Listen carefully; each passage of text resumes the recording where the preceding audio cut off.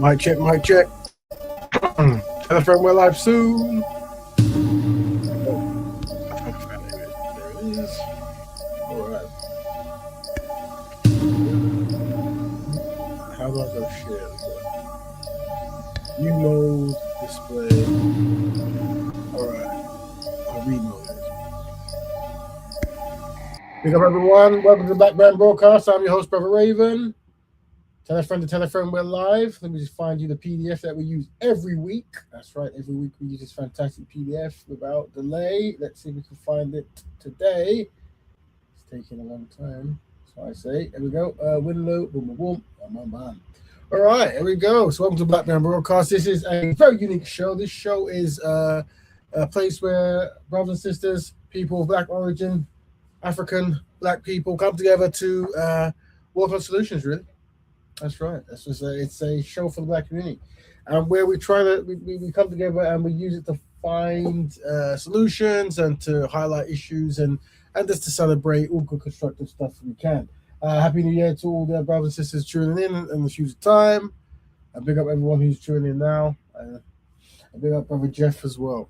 All right. If you're live, say hi. Here we go. So we're on the 277th episode.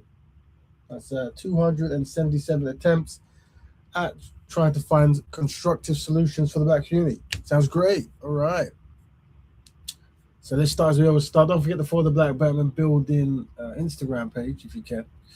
And we always talk about retroactive expectations, what does that mean? That means AKA ancestral obligations, AKA community commitments, which is or are the constructive activities that Black community are desired to uphold to collectively recover from atrocities from the past.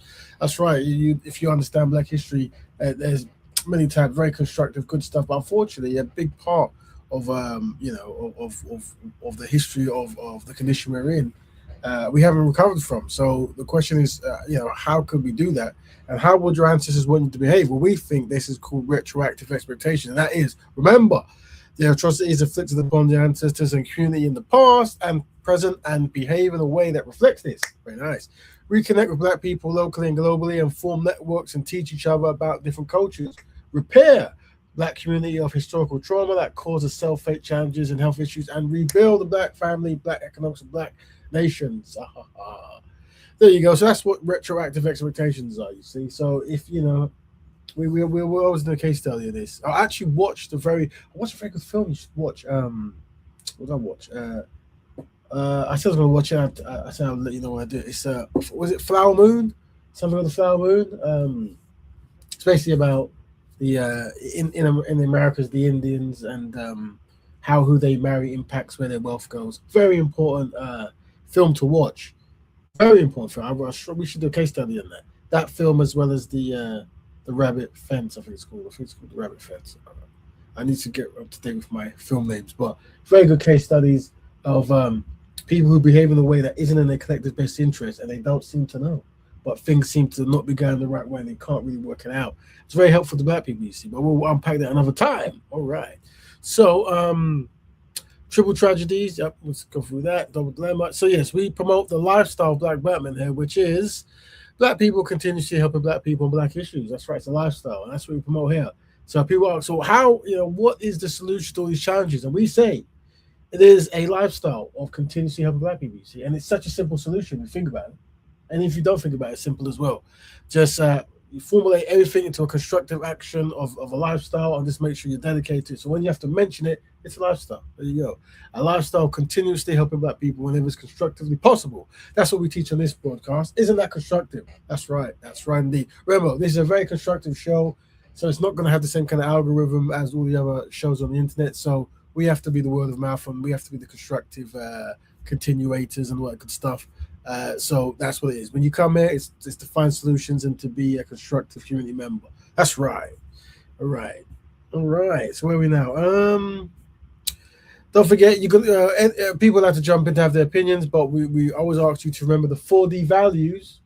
That's right, the 4D values, which is discipline, dedication, dignity, and discernment. That's right. If you can remember those 4D values, it makes communicating with brothers and sisters a little bit more easier.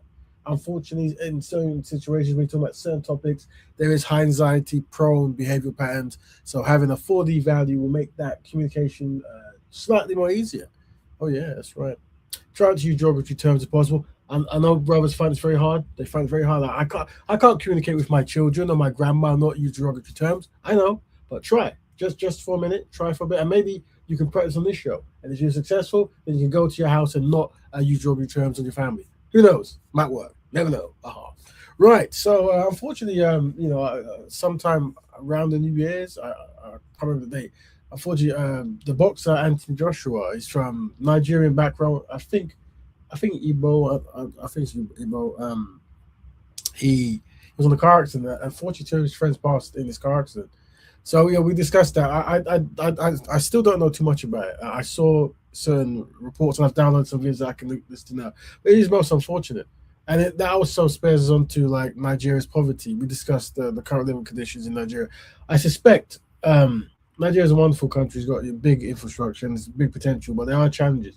And I suspect somewhere along the line, there's just something I heard people say about I think emergency services and maybe they won't come at all if they can even be contacted. So obviously, and this in Nigeria, maybe we'll do this.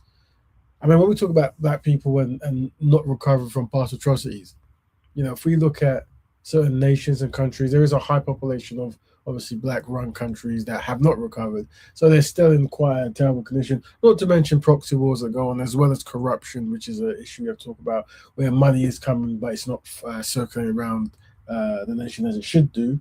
And also having proxy leaders in place, that's also a problem. But what's happened in the Sahel looks promising, but we shall unpack that as time goes by. But either way, yeah, so it's most unfortunate. So we'll look at some stuff on there. But before we look at Anthony Joshua or Nigeria Poetry, let's look at some random videos that I came across, and we can give you the Black Betterment perspective on these videos, because we haven't done that in a few weeks, because we're doing a woman perspective a few weeks back, trying to engage how the sisters are feel in the community and how they interact with brothers and that. But we didn't really get too far with that, so we might revisit that at some point, because some of the sisters weren't too confident in coming on yet. Speaking of sisters, I came across one or two who've got some educational kind of thing going on, which is really good. So hopefully at some point they will come on to do an intro on that as well. That was very, very good. I've spoken to one or two sisters online about that. So hopefully they're up for coming in and doing like an intro about some of the economic and solution plans they've got going on, which is very good. What have I got? Let's look at the videos I've got to go on. I've put them in alphabetical order. So what's this? Nigeria? No, that's actually a thing. So zeros first. Yeah, so we are on the 1st of January. So that's what this is saying here. 1804. If you're black, you should don't forget to follow the Black Heritage Sports Service. Very, very intelligent sister here, as well as the institution she's got going. So make sure you go on Instagram and follow her. I think it's there. It's BHSS_ORG. There you go. So don't forget to follow that. But yeah, this has got some good stuff going on. Absolutely know about that date and what it means. Black people owe so much to the Haitian people. We should actually be in awe of this country. The Haitian Revolution was the greatest. I co-sign that. I think that so much more should be done about Haitian Revolution. A lot of the brothers and sisters involved in it, some of the generals and some of the sister generals, very important. I think it's a key. It is the epitome of Black history, if you ask me. So definitely, and obviously the 1st of January is why we're saying it, is when it was reported that that's when the revolution concluded, I would say. So yeah, definitely, yeah. Revolution of modern times. Haiti became the first country to end slavery. It also became the first black free sovereign state. Yeah, a lot of stuff there that we really like. Obviously, that I don't know, man. Like we're talking about Kwanzaa last week and some of the good stuff in there, but some here the Haitian Revolution. And I mean, maybe we can connect the whole Kwanzaa thing. Really, you go from because the 1st of January is the last bit of Kwanzaa, right? So maybe connected with Haitian Revolution, you've got a mishmash of good stuff. I don't think people kind of recognize how insane that is, especially at that time. Haiti was the richest country in the world because it had lots of sugar plantations. Even America didn't want to recognize Haiti as a free sovereign state when it did become free, because of what it would mean and how it would influence the Black African diaspora. So imagine Haiti now was a French colony, obviously. So this means that Haitians had to murk off the French differently. I mean, but not just the French, they had to fight the Spanish and the British as well to win freedom. So you had soldiers from Poland and from Germany who fought for the French, right? What Haitians said to them was like, look, you lot join us, we'll give you freedom and we'll classify you as black, so you're black politically. So the Polish and Germans just joined in with the Haitians now, started murking off people, and they were considered like politically black and free on the island. So the leaders of the revolution were Jacques Dessalines and Toussaint Louverture, but we don't hear about the women that were involved, and often we don't hear about black women when it comes to black liberation. So this is Victoria Montu. She even led some of the armies during the rebellion, and I think we need to start talking about black women during these rebellions a lot more. Okay, so now you're thinking Haiti's the first free black sovereign state, sick. The richest country in the world, sick. Why is Haiti in the state that it's in now? Well, there's lots of reasons. One of the reasons is, imagine Haiti has to pay back France 150 million francs so they can completely abolish slavery and just end the war. And then you have the problem with America now. So when Haiti's become free, Americans are now shook because obviously they're like, well, they're going to influence the black enslaved people in America. So we need to embargo them. So we need to cut them off from trade. And you know what happens when a country is cut off from trade? All of their allies then follow suit, right? So now Haiti's very important to understand that Haiti, they won the war, and despite winning the war, there were still sanctions put on them, like the sister was saying, and France was asking them to pay back reparations for freeing themselves, all crazy stuff going on. And this is what it's like. So many, and then we can parlay this to Nigeria, there's a lot of challenges going there, but there is always outside influences and corruption within that makes these progressional attempts very challenging. Excluded from trading, and that completely really does obliterate your economy. Then on top of it, you've got problems with the land. So France mashed up Haiti's land and mashed up their soil. So they tried to over farm sugar. They tried to remove loads of trees for coffee plantations. Haiti only has 1% of its forests left, which is absolutely outrageous. And then on top of it, you have floods and natural disasters, which is why so many Haitians have to leave Haiti and go to America. And we know what happens there. And on top of that, you have enough corrupt governments. But I would check out this book, The Black Jacobin, and also Miss. There you go. Big up the sister there. Very important. Yeah, we definitely want to put Haiti in some kind of discussion. Of what Haiti symbolizes, and what it achieved, and what Haiti achieved. And also, obviously, what happened afterwards as a consequence later on, you see. And ask the question, can the Black collective come together to actually really try to sort some of that stuff out and work with these Haitians to get a better tomorrow? But yeah, amazing stuff. I know Haitian going through current stuff at the moment, as are a lot of Black nations, including Nigeria, which we're covering today in a bit. So, come on, man, this thing's getting in the way. Hold on. There it is. Let's find next video from the same sister. I think she had the next video that I thought was interesting, so I'll play it. Let's have some Black Band perspective on videos. Big up everyone in the house. Remember, you're part of the team, so you can always jump in and say what you want, all that good stuff, Where is it? Number 2, I think it was. What is it? I think she was talking about some economic thing where I thought interesting. Let me into this one as well. I recorded a video trying to promote and platform a Jamaican West Indian bakery. A lot of people seemed more interested in the racism that was mentioned in the video than they did with supporting the actual shop. I quickly looked through the comments and started to realize that people were confused by the difference between direct racism and indirect racism. Black businesses were driven out of Soho Road. They didn't fail, and there's a number of reasons as to why.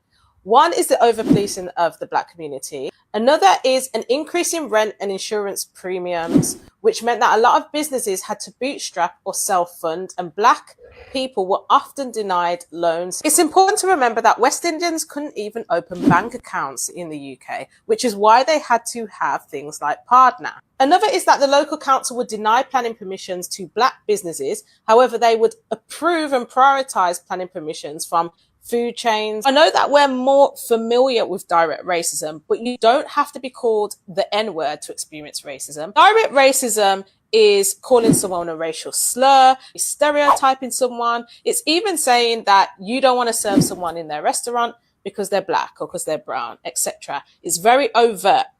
Indirect racism is more about the policies, processes, and structures that are in place in society that create extra barriers for certain people of colour. Prior to the Race Equalities Act, it was quite normal for a shop to say, we're not serving you because you're black, and it was quite normal for a school to not admit black students.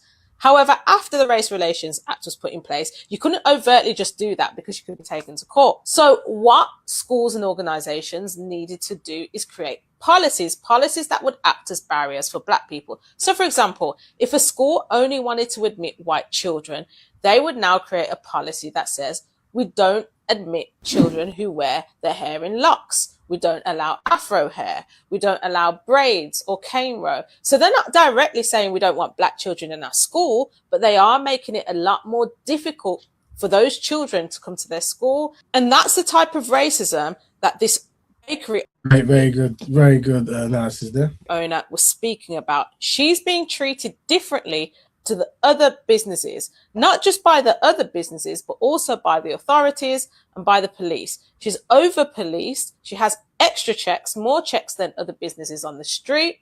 And she also says that access to her building is always restricted, whether it's the other business owners constantly parking in front of her shop. That particular day, there was an incident on the street. She wasn't allowed to trade. She wasn't even allowed to go into a business. However, the guy that owns the business next door, who had the Porsche outside, he was allowed to be in and out and to trade as normal. She lost out on a day's worth of profit whilst he was still able to trade. Interesting stuff. Yes, this is good. The covert and overt racism that you know many seem to miss. I'm going to show you this as well.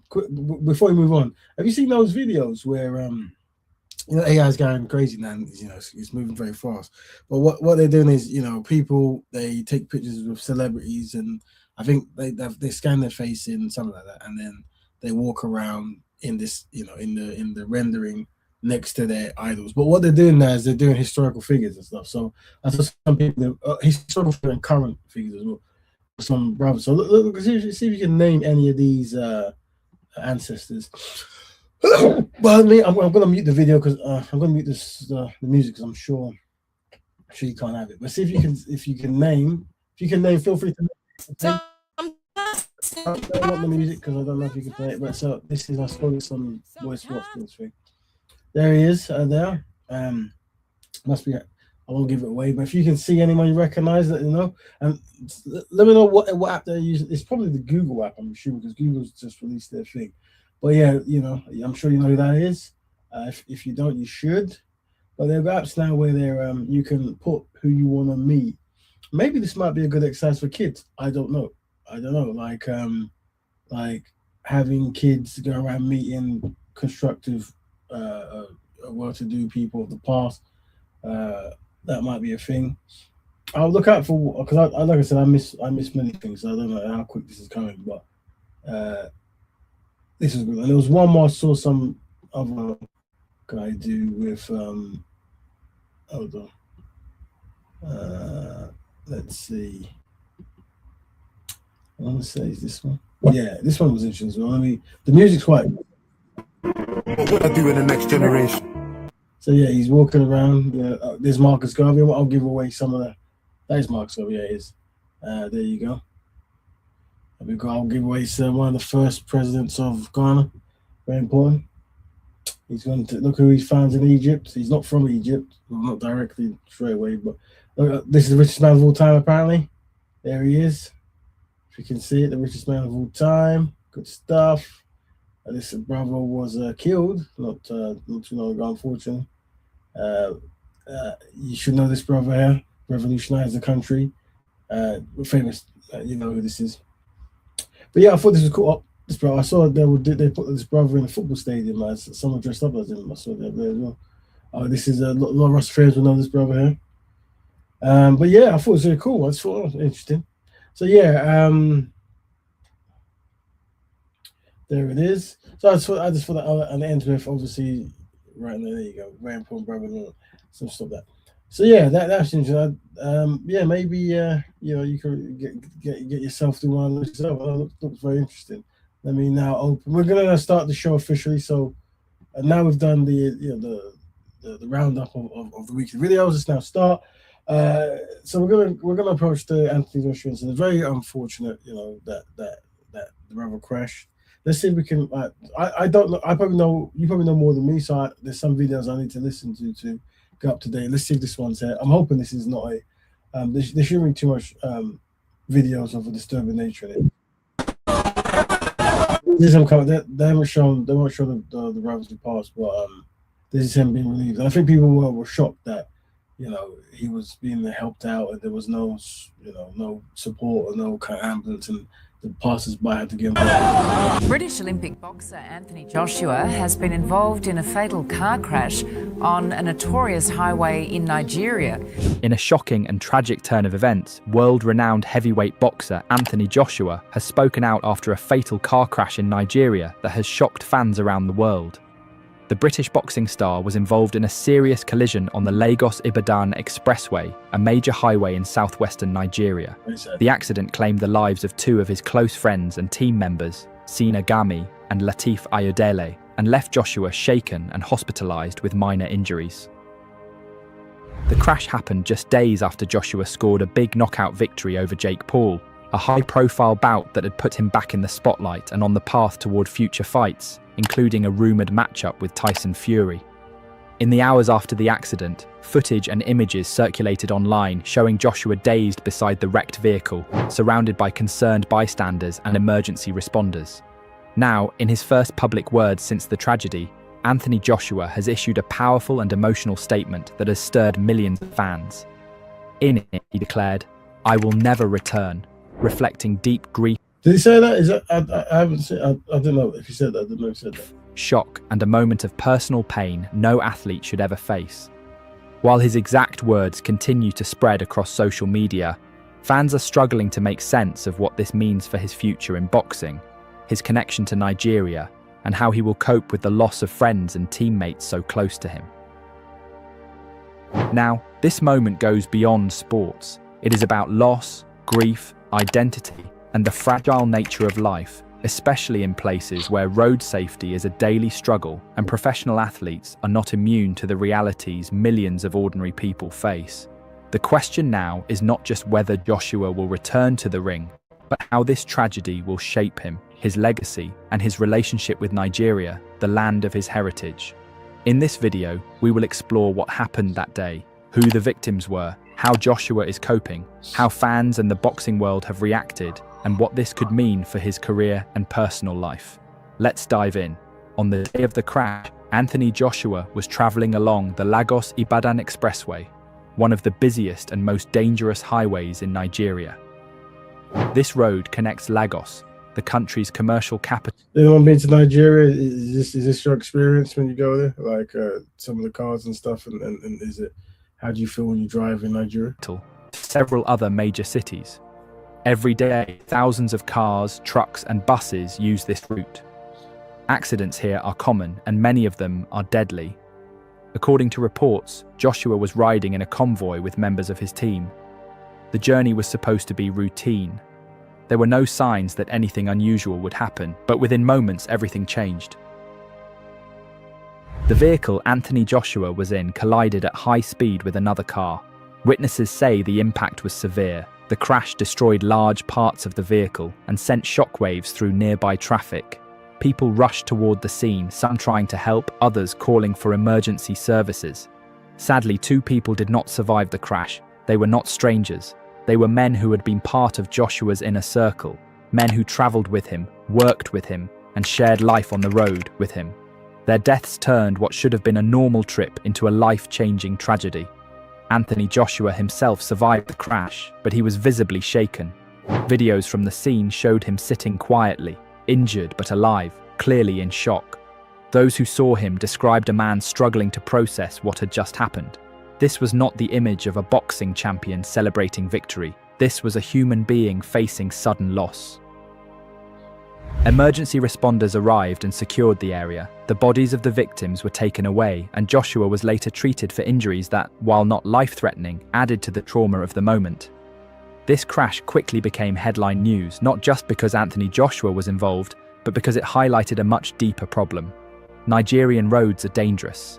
Poor road conditions, reckless driving, weak enforcement of traffic laws, and overloaded highways have claimed thousands of lives over the years. For Joshua, this was not just another news story. It was personal because he did not lose strangers. He lost people close to him on a road that millions of Nigerians are forced to use every day. And this moment would soon lead to a powerful reaction from him, one that shocked fans around the world. But if you think about it deeply, it's easy to see why. You see, the two people who died were not strangers or random staff members. They were close friends and trusted members of Joshua's inner circle. These were men who had traveled with him, worked with him, and shared the pressure that comes with being part of a global boxing superstars team. In a sport where trust is everything, these were people Joshua relied on not just professionally, but emotionally. For years, Joshua has spoken about how small his real circle is. Despite the fame, the money, and the spotlight, he is. It's a shame, really. It is a shame. It really is a shame. Yeah, I'm just gonna put it here for a minute. Hold on. This was a different kind of blow. All right, so we don't need to focus on the. I just want to see what talk. Hold on. He is. Thousands of others suffer the same fate in silence. If Joshua truly decides never to return, it would be a personal choice shaped by trauma, but it would also symbolize something. All right, let's look at so that's got some that's like a melodramatic approach to the story. Let me remove to that. It is most unfortunate that his friends lost his life and he was injured at all. And I'm not, like I said, I'm not too sure about if there's a driver. What? Because let me see if I can get more. This other put some information. This might be more helpful as well. Hold on. And obviously, you guys probably know more than me because I know it was the last of anything. Is it this one? I think it's this one. This brother, check out his show as well. Joshua. The Rizzy show. Go follow that. This brother's incident that claimed the lives of two innocent souls, Latif and Sinner. God rest their souls. There's a diagram there for you guys to see, but basically the driver was in front, AJ was right behind the driver, and on the passenger side was AJ's two friends in the front and the back. And they tried to overtake a vehicle while the stationary vehicle that they collided in was on the side of the road, and apparently he was parked properly. But they tried to go through a gap which was between the vehicle they were overtaking and the stationary vehicle, and the passenger side crashed into the side of the stationary vehicle, and the impact was so severe that it took the life. So they must have been going extremely fast. So they're saying they're on the highway and there was a parked big van and they tried to overtake it, and then the right side of the car, which is the side that the driver isn't on in Nigeria. Of those on the passenger side, you can see. Yeah. I think Joshua was on the right. So had he have been on that side, he would have also passed as well. See from the diagram there. God rest their souls, man. The driver, he needs to be prosecuted because that was a very stupid thing to do, especially with such a high-profile person in the vehicle. Former heavyweight champion, the whole world knows this guy. He should not be out there with security detail just behind him. There should be one in front as well. I guarantee if there was one in front, they wouldn't think, let me overtake, because they would think, hold on, we need Joshua. Because the whole point of them being in front is to keep Joshua close. You understand? So they would lead the way. But instead, Joshua's car was leading the way. So is that right? Is it he had a car behind him and he was the car in front? The video my cousin sent me in Ghana. I mean, the car is quite big as well. These cars are usually built to protect and be quite durable. It's been going fast. How they usually roll when people of Does anyone know about what happened to the driver? Joshua's stature comes to visit Did he run away? the country. Look at that. That's how it should be done. But instead, it's him in the front and them in the back. It doesn't make any sense. Unfortunately, yeah. Let's now try to look at a bit more about Nigeria, where it's currently at. I had one video. Mali. Oh, I forgot about that one. Do I even have it? Hold on. I might not even have it. Hold on. Aren't you? Yeah, since this. In an economic crisis, second economy in Africa is facing its worst hardships in decades. Inflation has reached 30%. The cost of food is rising 35%. More than 40% of the population are living below the poverty line. Its currency has plummeted, meaning imported goods are much more expensive. Millions of Nigerians are unable to buy food, fuel, and basic needs to survive. In a country where half the population is younger than 18, these factors are causing the worst struggles in years. Things were not too bad just a few years ago. So what exactly happened? Let us go back to how this catastrophe started. Nigeria's modern economy began with the discovery of vast oil reserves in the 1950s, turning them into one of its largest exporters. The oil price boom in the 70s meant revenues exploded. However, corruption and unstable governments prevented Nigeria from developing into an oil giant. Over time, the nation neglected its agricultural output as people crammed into large cities and newly privatized services overtook as the leading sector. It currently accounts for 55% of its GDP, though oil still contributes 2/3 of the government's revenue. So whenever oil prices fall, its economy also falls, which was seen in the 2016 recession. Despite consistent economic growth of around 3% in recent years, the lack of diversity in its economy has led the government to rely on imports for basic goods such as food and fuel. Nigeria has long had fuel subsidies to keep fuel affordable for its citizens. However, this has been extremely costly to the government. It is a rare policy due to its inefficiency and expensive nature, but at least the people have had the benefit of cheap fuel. That was until last May, when the newly elected President Tinubu, under pressure from the IMF and World Bank, ended the subsidy program on his first day. This single action has caused the economic fallout we see today. Without any transitional plan, the end of subsidies caused a sudden shock to the system. Inflation, especially in food, has skyrocketed. The second part of Tinubu's growth plan was to depeg its currency, the naira, from the US dollar, making foreign investment more attractive. However, this has backfired immensely. Its value has dropped 70% against the dollar, making it almost worthless when buying foreign goods. This has only exacerbated the inflationary effects by making it more expensive to import the food and fuel that Nigeria relies so heavily upon. The effect on the poorest is why this is such a big deal. Half of all Nigerians are children, meaning childcare costs make up a huge portion of overall family costs. Parents are unable to provide food, electricity, and power for their children. For most Nigerians, 40% of whom live under the poverty line of $2 a day, it is the worst economic hardship in their living memory. When the currency is losing its value more and more every day, it becomes harder and harder to buy the products needed. Until inflation is brought down, every day will only get harder. Thankfully, there are actions being taken to address inflation. Raising interest rates brings down prices by making borrowing more expensive, reducing the money supply. The current rate is 18%, but the Nigerian central bank is expected to raise these rates sharply, which should... So those journalists just listening to the condition that Nigeria is in, it's segueing from connected to obviously the unfortunate incident that happened with Anthony Joshua, the boxer. He lost two of his friends and was in a fatal car accident. He survived. He was in very bad shape, but he's recovering quite well, it looks like.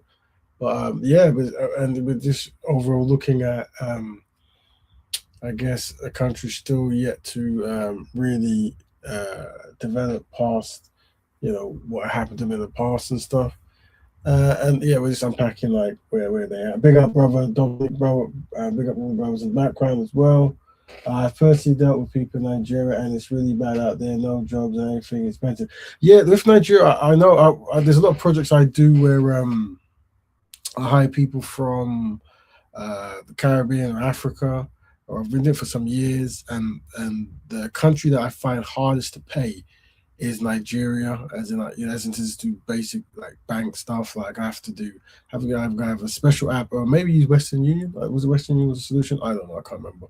But if I've hired people in Kenya, South Africa, I think even one in North Africa as well. And obviously I could just pay direct bank and stuff. But international transfer. But I couldn't do that with Nigeria for some reason. Some long history of whatever. So yeah, there were some challenges going on there as well.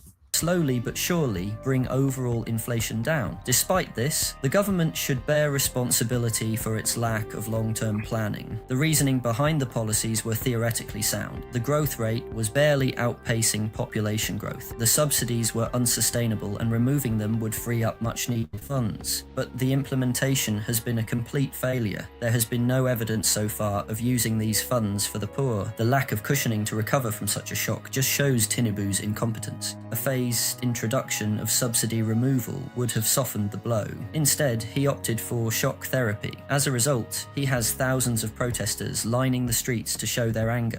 There's no middle class or working class. It's just poor class and wealthy class. It's a shame. Well, yeah, anyone from Nigeria, let us know. I've got a few Nigerian friends, and they go back regularly. They have complained about, I think there's like, I don't know if it's still going on, but in some places, electricity is an issue. And sometimes they say that it's some people said about some corruption in police, as in paying tolls to pass by. So that's true, that is, as well as I think like electricity turning off, and sometimes it's down to just a person not switching it back on in the factory or something like this. They are asking whether they will see the promised benefits or whether the money will continue to fall into corrupt hands. They are also concerned that their cash could become totally worthless over the next months. A key problem here seems to be a lack of transparency. But the thing you got to understand is, obviously, everyone knows each country has challenges. I think the fact that a celebrity from the UK has gone through this in another country of his origin, but I think more than shocking that is that whatever he's gone through, that's what pretty much everyone else is going to go through as well, and that's where it is. Where it's like, it isn't a unique thing. It's like something that maybe you take for granted in other countries, like having ambulance, having better road safety and better police recall and stuff like that. Not so much over there. And communication. Distrust between the public and government has never been higher, so future reforms and policies will likely be met with the same skepticism, particularly if they involve citizens bearing the brunt of costs. The future of Nigeria's economy hangs precariously in the balance. The current crisis, fueled by mismanagement, could ignite social unrest. Yet, within this turmoil lies the possibility for a turning point. If the government, whether it remains or is forced out, can learn from this crisis, the seeds of recovery can be planted. Let us not forget that Nigeria is the 6th most populous country on the planet. That is a huge amount of potential human capital. If utilised correctly, Nigeria can really become an economic dark horse. Until then, they must navigate this turbulent... That's very true. It's quite populous country, put in the right place. Brother says their money, Naira, is worthless compared to most currencies. Plus, I think they did mention that in this documentary thing here. Yeah, it's a shame. It's potential's there. I'm aware that mismanagement happens, but what has happened is most unfortunate. So, for guys who tune in, we're looking at Nigeria's poverty. We discussed the current living conditions in Nigeria. I mean, we're segueing from Anthony Joshua incident, the unfortunate crash that took the lives of his 2 friends, and then we are, obviously we got condolences out to his family, and we just asked questions how to make sure things like that doesn't happen again. But unfortunately, it looks like in a country that might be a norm. There's certain questions I don't know, like where's the driver? Like, there was a driver, no one mentions him. Did he pass? Did he run away? He's gone to another job? He's in hospital? Don't know about that. Also, were they speeding? Or was it? Because I thought it was that as they were turning around the park lorry, something else came the other direction. You shouldn't be driving like that on a motorway. But I don't know how the motorway is, or if that was a motorway or highway or whatever it was. I don't know. So unfortunate, really. That is really unfortunate. Look at the family. Today we might have a short episode, depending on where you want to go. But we have covered the topic, and if anyone wants to come in and speak up, they're more than welcome. Before we start, as well, we mentioned today is the 2nd of January, but 1st of January, there was a sister who was talking about maybe there should be more emphasis on remembering the Haitian Revolution and Toussaint Louverture and Jean-Jacques and Dr. Bookman and the sisters involved. We have to get a list of the sisters to read out as well. But also, unfortunately, Haiti is another country that has been underdeveloped and stuff. So that's something that, also kind of connected to all the countries. And I really like some of the, because I was looking at like the places with the lowest GDP and other challenges going on. And yes, a lot of African and Caribbean countries take top seat in those, which is unfortunate. And that is having to, not recovering from atrocious past. Big up Canastella. BBC have confirmed the driver is being prosecuted. Where you're finding these AI videos, bro? What? I don't know. As in AI, as in it didn't mention it. AI, as in, are you talking about the AI videos with the people? Are you talking about if the historical people in it? Are you talking about these videos? I'm not mentioning the stuff in the AI. Let me know. But Nigeria seems to have built much more infrastructure. Where's the money going? Everyone's asking. Yeah, they built up. I haven't seen it, but they're building. They have built some kind of like island, some digital island, something like that. Has not said. Yeah. Okay, yeah. That's right. Yeah, I don't know. Yeah, I don't know what this was. When he said that, I was thinking like, yeah, that is this someone just putting a video? It literally, I literally looked at a feed and it said, I said, let me download that because I couldn't get the other ones. But yeah, So anyone. There is no quotation from Joshua. There's this AI speaking person, fake news, whatever. Sorry about that. Not that I know of, but it doesn't sound like something he was saying anyway. Not that I know, brother, but it just seems a bit odd. But saying that though, grief. People can say what they want. But yeah, thanks for that. That is very true. Yeah, there's some weird stuff there. I don't know who uploaded this. The funny thing is, I swear it's actually an African channel. I swear that's what it was. Weird, but that doesn't mean anything. Doesn't mean it's going to be true. Yeah, whatever. So yeah, there you go. Absolute fake news. He said, he knows. Weird. I thought, is that right? That sounds a bit odd. Yeah. So take everything else with a pinch of salt. But we do know, like the brother says there, that the brother says, so the sister says, so someone says in the comments, he's been persecuted. Don't know his name, don't know his background, don't know if he was a family friend or hired. I think I saw a picture of, I don't know if he's hired or whatever. Don't know if it's part of a firm or if part of like the company car system or if it was Joshua's car itself. He makes a lot of money per match. He can probably afford to buy cars and shift them all over the world, whatever, I don't know. But really unfortunate. Yeah. So let us know your feelings on that. We as a recap, we were looking at His Revolution. Did I miss any video? Let me check if I actually. And we looked at the AI videos, which was cool. Let me see if there's any other I didn't play because I couldn't bother. Let me see. Hold on. Let's see if there's any fantastic. Well, I read some of your comments as well. Oh yeah, this one. This was cool. This one. Let me play this. Just random video as well, which is very.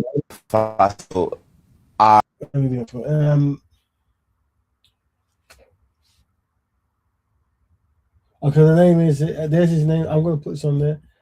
Obviously, he's got a wonderful, even though his behavior was not wonderful African name there. Was it Adania Maboliji Kayode, 46 years old, was charged. Okay. At Sagamu, okay, magistrates court on Friday. BBC charge, including the cause of death and date. So they're saying that it was actually his driving that was the issue. That I guess so. If it must be. If I do wonder, why was he driving? Was he trying to get somewhere? Was he told to do that? Was he starstruck or something? Or is that just how he was? Because for the way the car looked, and I really thought another car came at them in another direction. That's how it looked. But to think that if you hit that car, I mean, maybe he swerved. He was too busy chatting or something. Unfortunate. But yeah, no. Two people have lost their lives, and the mother and the father have lost their sons. And I don't know if they could be parents as well. So that's the amount of children. It's very devastating. Death from bereavement is very devastating. And if you can avoid it, we definitely want to do that. So just what do they call it? Not manslaughter. What's it called? Where you negligence. Negligence is the crime, isn't it? But yeah, dangerous driving, which is negligence. Looks like we were funny enough. We were covering if the MC gets about his driving that if it is true, he caused the death of a student from another country. Unfortunately, you go to another country to learn, then you die in such a tragic way. So these are the most unfortunate scenarios. Let's see what this video is saying before we end the show. Unless anyone wants to jump in and talk, let's see what it's saying. Mali, Burkina Faso are essentially matching the US's energy, as they say, aura for aura, band for band, because the US added them to this travel ban. As of today, they can't come to the United States. They have done the same. They're following the footsteps of Chad, that also banned United States citizens from going to that country after they were added to this travel ban. And state media in Niger have said that they, too, will be applying similar reciprocal arrangements to block U.S. citizens from going to Niger. As of today, 1st January 2026, about 12 African country citizens cannot come to the United States. Another 14 are under partial restrictions. This is one of the largest travel bans to ever affect the African continent.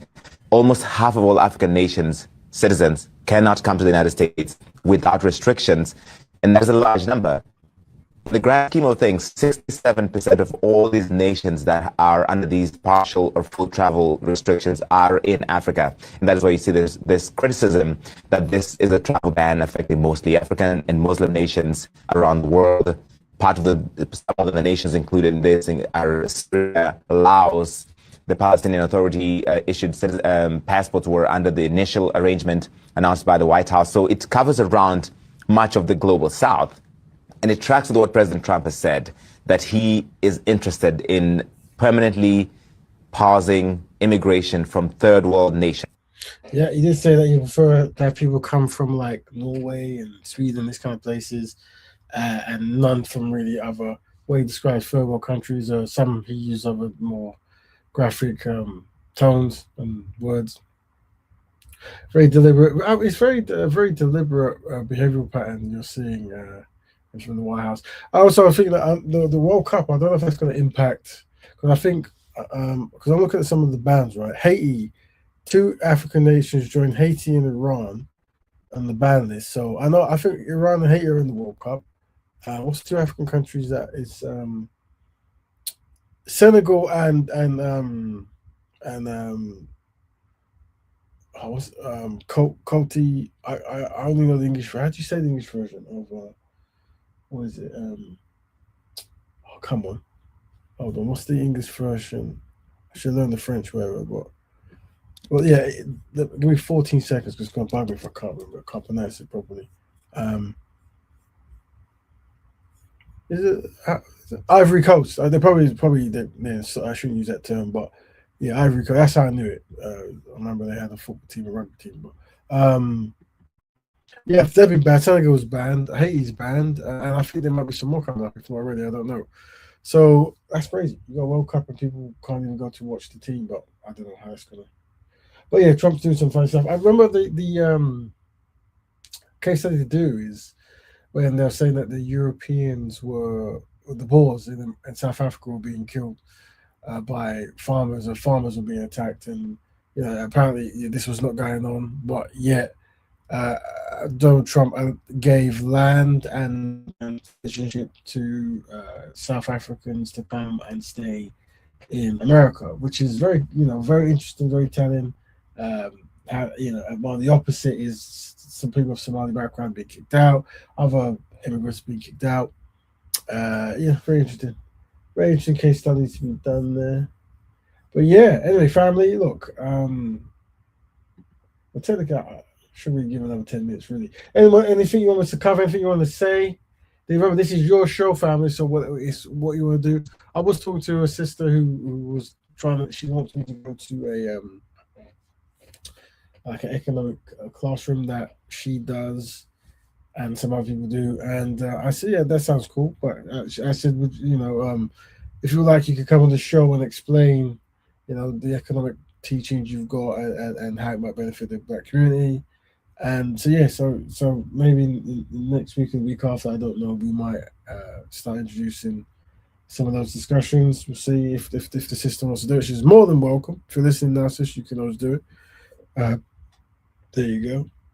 Remove that, put that there. But yeah, we kind of covered what's that one? I would hold on. Let's go get that flower moon. Let's go. Yeah. If you haven't seen it, I would definitely recommend watching a film called Killers of the Flower Moon as well. I just watched it the other day. It's got Robert De Niro and that brother in it. What's his name? Leonardo DiCaprio and a few other up and coming actors, whatever. But it's directed by Michael Scalzi. He's quite a talented guy. I haven't. Also, hey Raven, did you see Dave Chappelle's new show where he performed in Saudi Arabia? I haven't seen that. Let me see if I can. Now you mentioned, I'll try to see that. I've seen some clips circling around. Wait, I don't know if it's that one, but let me check that out. I haven't seen that one. But yeah, the very, very good film to watch, just to see historically how Europeans got together to achieve things, no matter what, and just how non-black people, non-white people, would react to white people and not really be aware, not want to be aware of some of the behavioral patterns that at that time a lot of the Europeans were practicing in order to gain things from other communities. It's about a native Indian community who've inherited a lot of wealth because of, I guess, reparations and stuff like that from it being stolen, and how Europeans would want to, get a piece of that. So yeah, very strange. Not a good look for Dave doing that. Oh, did you see the film Raven? I haven't had time to get around, but I'm gonna. That's another one on the list. Thanks for that one, bro, as well. Always giving me a good thing to watch on. Let me get it. I remember you did tell me to watch that one, but I've got a list of things that people tell me to watch, and I just watched Killers of the Flower Moon, so that's the next one. But after another, let me write that here just so it's on the list. Anyone? Is any topics people? Maybe we should cover a films one as well, like a film session or films to watch or important stuff. That'd be good. Have you need to talk to Joe about? I have not seen her, but okay, yeah, right. They really did black women bad in that one. Yeah, let's check. Okay, I'm looking at the cover now of this one battle after another, brand new film. Looks like it's in the cinemas. It's actually got him in it as well. He's in it again. He's in it again. Oh my goodness, I'm looking at who's in it. Seen a lot of sisters in it. Just sisters is looking like, and okay, 3 sisters and 2 white men. Interesting. Just interesting already. A good show called The Cows, which used to cover films. That I haven't heard in a long time. But The Cows would always be a good case study on films and how black people are depicted and stuff. There's a context of white supremacy. It was called The Cows. Definitely recommend this to them if they're still online. Should be some videos floating around. Very good case studies they were doing. Top notch. Very, very under the radar production, but very worth listening to. The context of white supremacy, The Cows. They will do movies. And maybe we should cover the movies as well and how black people are depicted and impacted by films. And essentially, and how black people can actually get more into films and media. Very deliberate. But yeah, I'll check that one. I'm gonna write that one down. But I'll put it here. Watch this film. Hold on, right there. Watch this film. Boom. All right, and I'll see if I get the Dave Chappelle stuff as well. Even though, yeah, Saudi Arabia. I mean, I saw him make a comment about Israel. I don't know if that was done in Saudi Arabia, because I know that Saudi Arabia are not really that connected to Palestine, so I'm not too sure. Anyway, we'll see. Anyway, family. Yeah, we've almost hit our hour. Yeah, it will be down to the film. Yeah, film reviews and stuff. That'd be good. Or just films to watch, and the context of them and stuff, or that kind of stuff. Now, Pam was in the group, but Pam, we've said that we're not going to let you in if people don't vote you in, because of I personally have time for you, brother. I have time. I I can be trolled all day, but unfortunately, people don't want to necessarily hear the ideology you through. But we've got Brother Pan. Pan is in the. He wants to come and speak, but usually, like we say, Brother Pan, you have to get voted in by the committee, and if no one votes you in, they're not going to hear you. If anyone wants to hear Pan speak, we have 5 minutes left. Let's say yes. If not, Brother Pan will not be put up to the to speak. For those join, basically we have a free platform where brothers and sisters can jump in and speak, and they can listen to videos and critique, or they can give like their own opinions on something, or we can have a back and forth about any topic. But some brothers and sisters, they're really against the whole concept of black unity and black betterment, and sometimes because it's kind of one-sided, that sorry Pan, the answer is no. And Pan, you can always keep coming back. I will always ask. I said I've got time. I've got time for days, but if people don't want to hear it, we can't hear it. We're not echo chamber here, but we do have a stance that is black people helping black people, black issues. So if you're against that, then it kind of is not, unless there's a constructive argument that we can learn from, isn't really worth anyone's time. Although, personally, I can always talk to anyone who wants to troll me for 10 hours. I've got time for that, but not on our actual platform. Let's hear what he has to say if he's changed. I mean, you guys really want to hear it? Like, we've got 1 no, 1 yes. So should we let the brother on, or is that just a silly idea? If you're listening now, it's one no, 1 yes means no. So if anyone wants, for those that know, there's a brother called Pan, and he usually promotes an ideology that separates people of lighter hue from people of darker hue, and he's come to Black Betterment because he promotes this ideology. We have used what he says as a case study, and we wish him well and stuff, but people have complained that maybe his views are not in line with what we're about, so they don't want to hear him. Let's hear what he has to say if he's changed. And bingo, it's the white man's fetish film. Okay, you're talking about the film. Yeah, so if anyone wants to, but if not, we're gonna end soonish. I might see if I can find that Dave Chappelle comedy show. I'm actually doing some design. I've got so much work, it's unbelievable. I've got to do some designs for something. It's mad. So I guess I should start that now. And maybe, I've got technical stuff. But like I said, fam, this is, I'll never forget that this show is for black people. So if anyone wants to have their own section, they want to talk about something constructive, want to get feedback, or they want to have their own segment, it could be about economics, health, family, ownership, self-esteem, justice, cooking, health, whatever. If you want your own section, you can. Brother Pan is gone. Hopefully, we'll chop up online somewhere else, Brother Pan. But maybe invite me to your shows. That'd be cool. That's fine. If anyone wants to do that, just leave a comment in here, or leave a comment in the comment section. Just I would like to do this. Or once again, let me actually put this here as well. This is where you follow. Hold on. Where's that page? Hold on. Where's that page? Where's the page? I've got too many things open. There we go. Let's go to this. So best place to contact me is on Instagram. Here's the thing there. If you want to get your own kind of thing, contact me on Instagram, where you can have your own section. Big up all the brothers and sisters who contribute, who join week to week and stuff. If you're constructively helping black people, know that you're important. And if you don't do that, know that you are loved by those who are important. So it sounds good. But family, I think I'm going to go there. I think I just so you know, you are guaranteed a 1 hour show every week if it's just me waffling. If you guys jump in, we can extend to 2 hours. Sometimes we go to 3 hours.